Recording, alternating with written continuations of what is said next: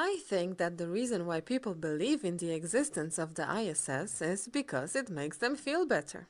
It's some kind of reassurance of their belief system and their psychological state of mind. It's comforting, I guess, to know that there is in fact some ISS flying somewhere in the sky 400 kilometers above the spinning Earth with people on board.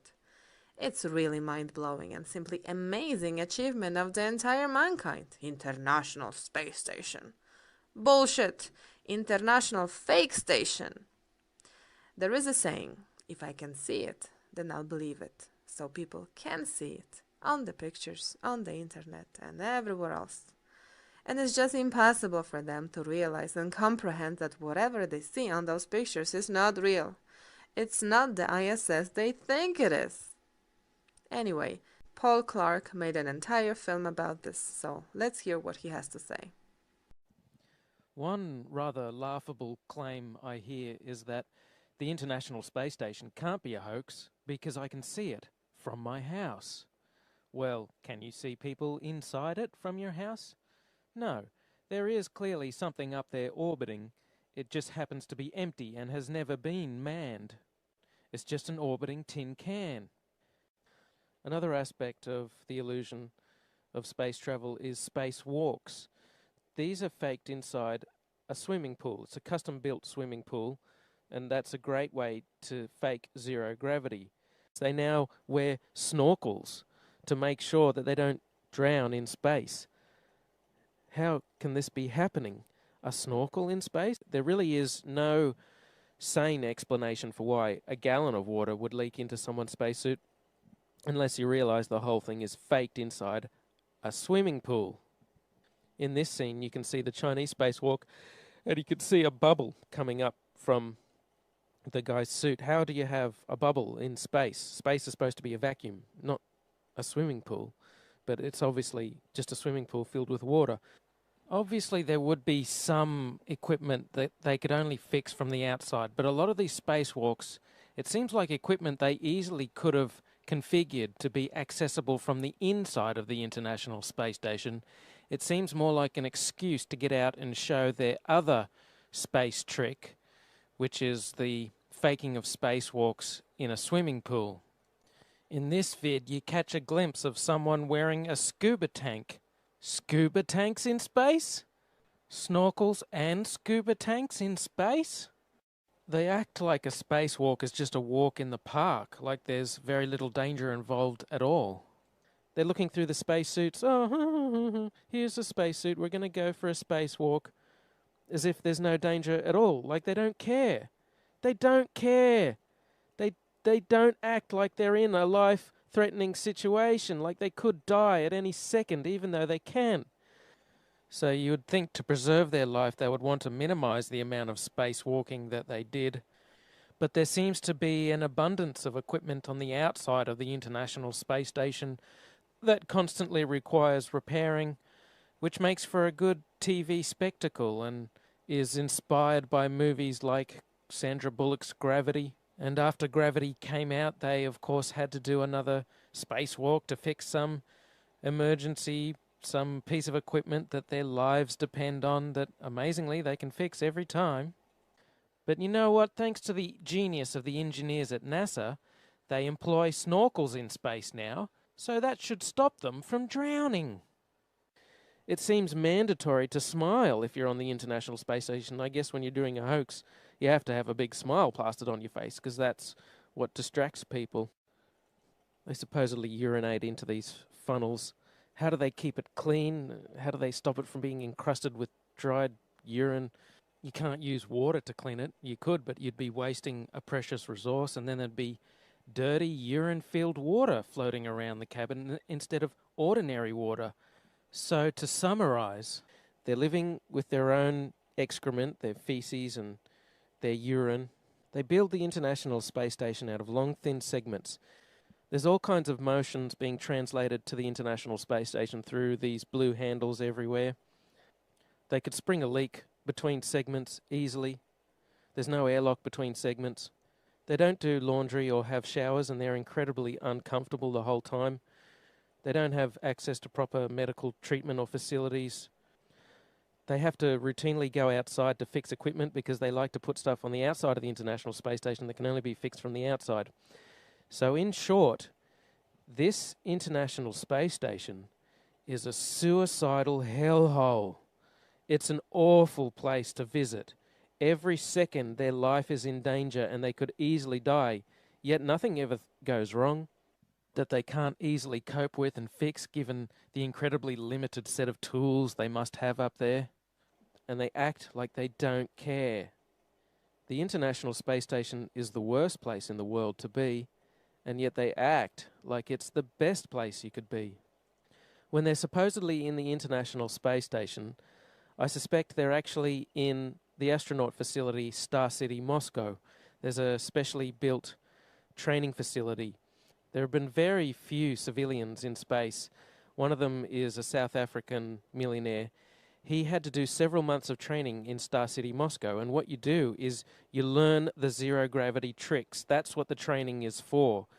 They will tell you, oh, it's training to handle contingencies on the International Space Station, and if someone gets sick, you know, you have to get in the Soyuz and quickly hurry back to Earth, or if you have to do a spacewalk.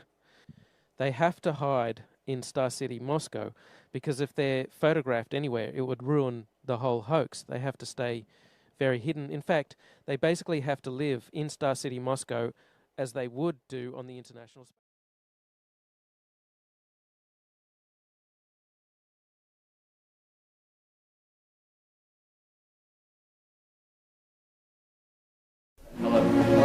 Been here once before.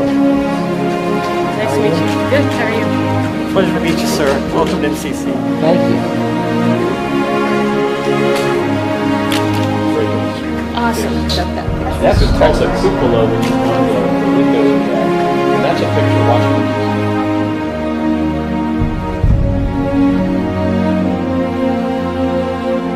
Hello. Been here once before. Hello. Been here once before.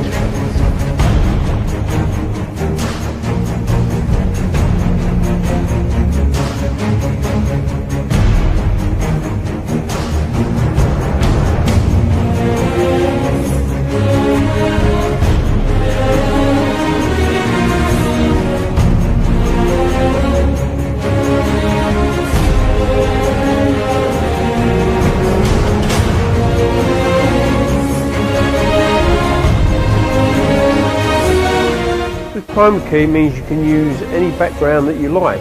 This is what the background looks like. This is the true background that we filmed this on. With chroma key it means you can have any background that you like this, or maybe this, or maybe this.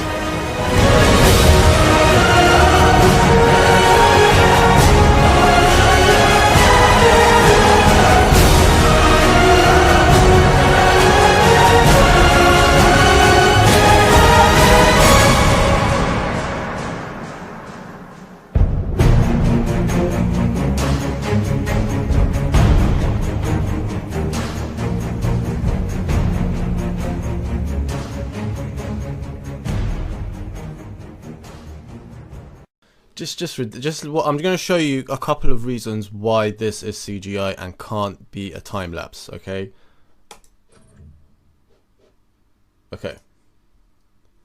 So I don't know if it records in full screen, so I'm just gonna now look at the lights. Okay, this is okay. First of all, the space station takes about, I think, 90 minutes to circle the whole planet, right? Apparently, so I'm guessing this time lapse was done in a matter of, let's just say 50 minutes, yeah, from start to finish.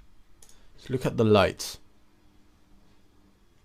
You don't see a single light flicker. Now I know that these are not single lights, they're a bunch of lights, and we're seeing, that's why it's so bright. But I'm going to show you something here. This is supposed to be a time lapse. A time lapse is when you set the camera to take images at set intervals. So if this took them 50 minutes, we're seeing only 2 minutes, right? Because you take pictures at every, say, 3 seconds, every 1 minute, whatever, and then you put them together and you get a short clip. So if this was a time lapse, you would see certain areas where the lights would go off or they would change slightly. I mean, you're telling me in this 50 minutes across the whole planet, no one switched off their lights. Look at this. Just look, I'm going to show you. Also, the fact that the clouds are not moving. These lightnings are also a giveaway. This is showing you the lightning from start to finish. So you see the lightning start and go to, see, this is not a time lapse. A time lapse would not show you these lightnings from start to finish. It would show you just an instant, just the instant the shutter opens. Now, again, if the space station's moving, you're not going to be able to get these clear shots if you keeping the shutter open for long periods, right? Now look at, I'm going to show you something here. This is a time lapse of Seoul. This is in South Korea. I know this is on a smaller scale, but you get the picture, you get what I'm saying. Look how much change in light happens in just a matter of minutes in just one city. So when zooming up, look at this, you see that?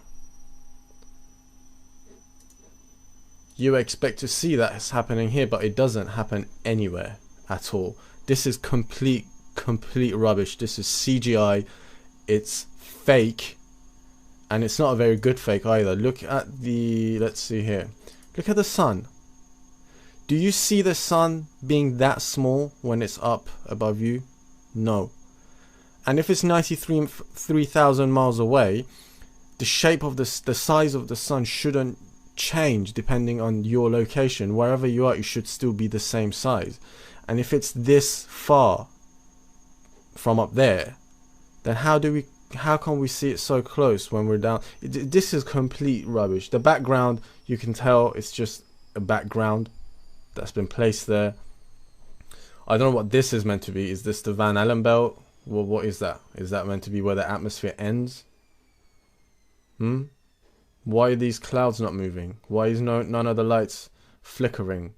What is up with these thunders? What, does thunder strike the same place multiple times? Like this? You see it, there was one bit where you see two hitting the exact same place.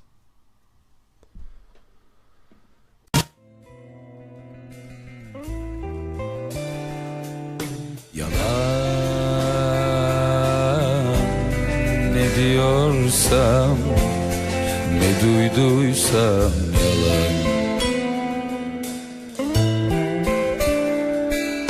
Yalan. Kim ne dediyse, ne duyduysan yalan.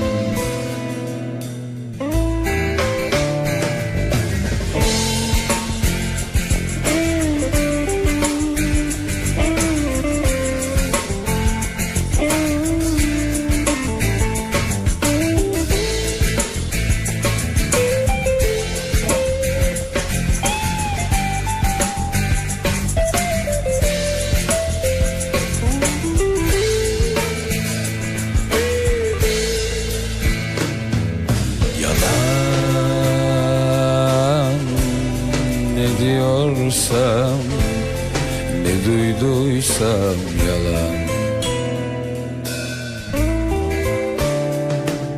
Yalan. Kim ne dediyse, ne duyduysan yalan.